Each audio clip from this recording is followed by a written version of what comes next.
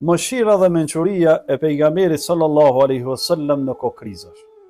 Allahu azza wa jall në Kur'anin e Kerim na thot: "Walau kunta faddan ghalidhan qalbi lanfaddu min hawlik." Sikur të ishe i ashpër dhe i vrazhd, ata do të largoheshin prej teje.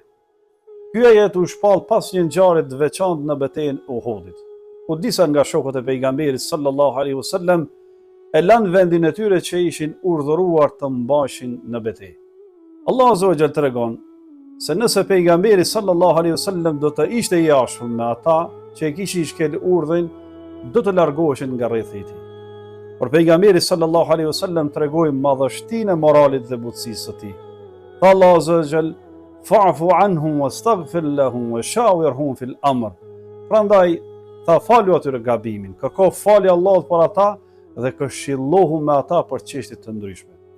Dhe kjo tregon gjerësinë e zemrës së pejgamberit alayhis salatu wassalam, durimin dhe sjelljen e lartë me ata që gabonin, duke u drejtuar gjithmonë drejt rrugës së drejtë me këshilla dhe falje.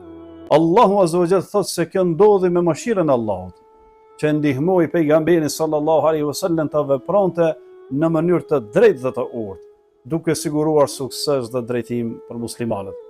Ky është një shembull i qartë i butësisë dhe mirësisë në udhëheqje. Në 2, faljen ndaj të gabuarve.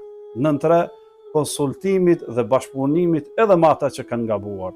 Dhe në përfundim, kjo tregon se madhështia e moralit pejgamberit sallallahu alaihi wasallam nuk ishte vetëm në fjalë, por edhe në sjellje dhe në mënyrën si udhëhiqte njerëzit në çaste të vështira.